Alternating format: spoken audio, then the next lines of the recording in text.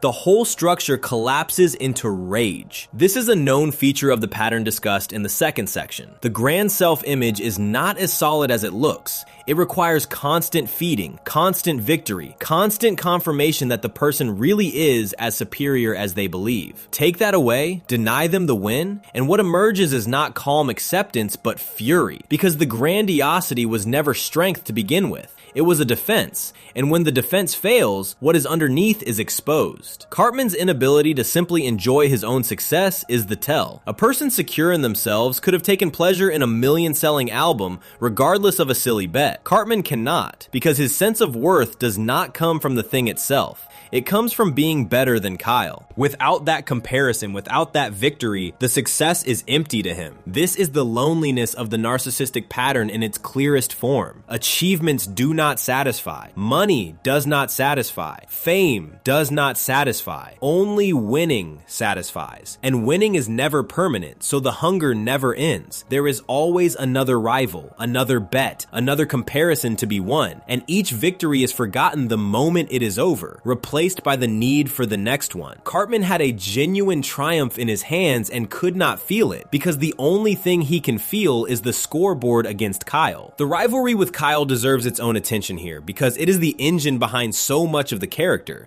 and this episode runs on it more openly than almost any other. Sources note that the relationship between the two boys was confirmed by the creators to the relationship between Archie Bunker and his liberal son-in-law on the old sitcom that inspired Cartman in the first place. A constant clash between two people who cannot stand each other but keep colliding anyway. Kyle, who is Jewish, is the target of Cartman's endless anti-Semitic abuse, and their enmity has run through the whole series from its earliest days, growing sharper over time. There is a specific pattern to how their bets go. Kyle tends to make what he thinks are safe bets, wagers he is sure to win because what Cartman is promising seems impossible, and then Cartman pulls off the impossible thing and wins anyway. Kyle keeps underestimating exactly how far Cartman will go, and Cartman keeps proving there is no limit. That last point is the frightening core of the rivalry, and it echoes the very first section of this video. What makes Cartman so dangerous as an opponent is not that he is smarter than Kyle, though he is cunning, it is that he has no limit. A normal person betting on a music career would not spend their entire fortune on a spiteful ceremony, would not destroy their fan base in a tantrum, would not sacrifice everything just to avoid the feeling of not winning. Kyle keeps making reasonable bets because Kyle is a reasonable person, and he keeps being blindsided because he cannot fully imagine the depth of Cartman's need to win. The same thing happened to Scott Tenorman, who bullied a younger kid without ever imagining the child would respond with murder. People underestimate Cartman because they assume he has the same breaks they do, the same sense of proportion, the same point at which the cost becomes too high. He does does not. There is no cost too high, because losing to him is the highest cost of all. There is one more thread worth pulling, because it complicates the picture in an interesting way. The episode is also a satire of the Christian rock industry, and of musicians who complain about people copying their music. And Cartman is, within that satire, almost a truth teller. His cynical claim that Christian rock is easy money that flatters gullible audiences is, in the world of the episode, completely correct. His formula works exactly as he predicted. In this narrow sense, Cartman is right, and the people who dismissed him were wrong. The show often does this with him. It lets him be correct about something, lets his cold, unsentimental read on the world prove accurate, even as his behavior remains monstrous. This is part of what makes him compelling rather than simply hateful. He frequently sees through the hypocrisy and softness of the people around him, and he says the ugly true thing out loud that everyone else is too polite to say. His clarity is real. It is his complete lack of decency that makes that clarity dangerous rather than admirable. But even being right cannot save him, because being right was never the goal. Cartman was correct that Christian rock would sell, correct that he could build a hit, correct about the whole scheme, and it all turned to ash anyway, because the only measure that mattered to him was beating Kyle, and that one measure was taken off the table. All his accuracy, all his cunning, all his success, meaningless the instant it could not be converted into Kyle's humiliation. That is the tragedy hiding inside the comedy of the episode. Cartman has real gifts, real intelligence, a real ability to read the world clearly, and he pours all of it into a bottomless need to be better than one specific person. A need so total that it will burn down anything, including his own triumphs, in pursuit of a feeling that never lasts. The episode ends with him alone, and that image rhymes with the empty park from the last section. Cartman keeps ending up alone, not because the world is cruel to him, but because he burns through every person and every success in service of his own appetite. In Cartman Land, he built a world with no one in it. In Christian Rock Hard, he emptied a stadium of adoring fans and drove away his own bandmates. Both times the isolation is self-made, and both times he cannot feel it as loss, because the only loss he can register is losing to someone else. The friends, the fans, the fortune, none of it was ever real to him in the way that beating Kyle was real. And so he sits on the stage, beaten and broke and abandoned, having destroyed everything, still unable to understand that the person who took it all away from him was himself. For all his cunning, Cartman's schemes usually cost the people around him far more than they cost him. But the show did once build an entire episode around turning that dynamic inside out, around a scheme so elaborate and so cruel that it trapped Cartman inside his own trick and would not let him out. And the person who sprang that trap was the last person anyone would ever expect to outsmart him. Before we move on, if you're enjoying this analysis, please consider subscribing. It helps the channel tremendously. A fortune and a hit record, all thrown away because a boy could not stand not to win. Next, a cardboard robot, a stolen videotape, and days of self-inflicted misery, as Cartman's cruelest scheme against the gentlest kid in town closes shut around him instead. Section 6, Awesome-o, where the cruelest scheme traps the schemer inside it. Of all the people in the town of South Park, there is one who barely deserves to be a target at all. Butterscotch is gentle to the point of helplessness, trusting in a way that borders on painful, and kind to even the people who have given him no reason to be. He is the child who believes the best about everyone, who forgives too easily, who wants so badly to have a friend that he will overlook almost anything. In a show full of cruel and cynical characters, Butters is the closest thing to pure innocence. And that innocence, that helpless, trusting sweetness, is exactly what makes him Cartman's favorite victim. Because for Cartman, a person's kindness is not something to protect. It is a weakness to exploit, an opening to be used. In the 8th season episode called Awesome-o, Cartman builds one of his most elaborate cruelties yet around Butters, and in doing so, accidentally builds a trap that closes on himself. The scheme is cold and calculated from the start, and its goal is worth stating plainly because it reveals how Cartman thinks about other people. He does not want to steal from Butters, or beat him up, or embarrass him once and move on. He wants to learn Butters' deepest, most private secrets so that he can use them to humiliate him. The plan is patient and cruel in a way that requires real effort. Cartman disguises himself as a robot, builds a costume out of cardboard boxes, puts himself in a crate with a Japanese address, and has himself delivered to Butters' doorstep, presenting himself as an advanced robot companion named the Awesome-o 4000, sent to be Butters' new best friend. The entire elaborate setup exists for one reason. Butters, believing he finally has a devoted robotic friend, will confide his secrets to it, and Cartman, hiding inside the box, will collect collect them like ammunition. Think about what this plan requires. It requires Cartman to pretend for an extended time to be the loving friend that Butters so desperately wants. He has to perform warmth, loyalty, and companionship, the very things he feels nothing of, purely as a tool to extract information he can later weaponize. He is exploiting the exact hunger that makes Butters vulnerable, the boy's aching desire to be cared about, and using it against him. There is something especially cold in this. A simple bully hurts people directly. Cartman offers Butters the thing he wants most in the world, friendship, and offers it as a lie, specifically so he can turn Butters' own openness into a source of pain. The kindness Butters shows his new robot friend is real. The friendship Cartman offers in return is a costume with a knife inside it, and it works, at first, exactly as designed. Butters, thrilled to have a friend, pours out his most private and embarrassing secrets to the robot he trusts completely. He confides medical problems he is ashamed of, personal humiliations, the kinds of things a child would only ever tell someone he believed would never betray him. Every word is a gift of trust, and every word is being recorded by the enemy he thinks is his friend. Watching this stretch of the episode is genuinely uncomfortable because the audience knows what Butters does not, that his sweetness is being harvested, that the friend he is so grateful for is the person who despises him most. This is Cartman's cruelty at its most refined. Not loud, not violent, but quiet and patient, and aimed with precision at the softest part of the kindest person around. But then the plan hits a wall, and the wall is the whole engine of the episode. Butters, in the middle of confiding, mentions that he happens to know one of Cartman's secrets too. He has a videotape. On the tape, Cartman is dressed up as a pop star, dancing and making out with a cardboard cutout of a male celebrity, and Butters reveals that he plans to show this tape to the entire town the next time Cartman tries to prank him. In an instant, the balance of power flips. Cartman came to steal Butters' secrets and now discovers that Butters holds a secret of his own, one so humiliating that Cartman cannot bear the thought of it being seen. And Cartman is trapped inside his own disguise, because if he drops the robot act now, Butters will know Awesemo was a prank and the tape will be released. This is where the episode becomes a study in Cartman's own suffering, and it is one of the few times the show turns his cruelty completely around and points it at him. To keep his cover and find that tape, Cartman must remain the robot. He cannot take off the hot, uncomfortable costume. He cannot break character. And because Butters believes the robot is a servant, Cartman is forced to do Butters' chores, carry his laundry, and perform genuinely degrading tasks for him, all while trapped in a sweltering cardboard suit. The prank he designed to enslave Butters emotionally has instead enslaved Cartman physically. He wanted to make Butters his tool, and now he is Butters' tool instead, waiting on him hand and foot, unable to escape without triggering his own humiliation. The misery escalates in a way that is both funny and revealing. Butters, believing robots do not need food, does not feed his robot friend, and so Cartman begins to starve inside the costume. At one point, so hungry he can barely function, Cartman sneaks off to a bathroom and, finding nothing else, eats toothpaste. One of the episode's most remembered images, precisely because it captures how completely his own plan has turned against him. He has, in the words the creators themselves use describing the story, done something, and then gotten caught, and then thoroughly ruined himself. Every step he takes to protect his secret digs him deeper into suffering. The trap is airtight, and it is a trap entirely of his own making. Nobody did this to Cartman. He did it to himself, by trying to do something terrible to someone else. The situation then spirals far past Butters entirely in the escalating way South Park loves. Butters' parents, thrilled that their lonely son finally has a friend, invite the robot along on a family trip to Los Angeles. Cartman, unable to break cover, has to endure an entire plane ride sealed in the costume, hungry and exhausted. In Los Angeles, movie executives discover the supposed robot and hire it to generate film ideas, and Cartman, still in character, is forced to churn out thousands of nonsensical movie concepts, hundreds of them starring a single actor.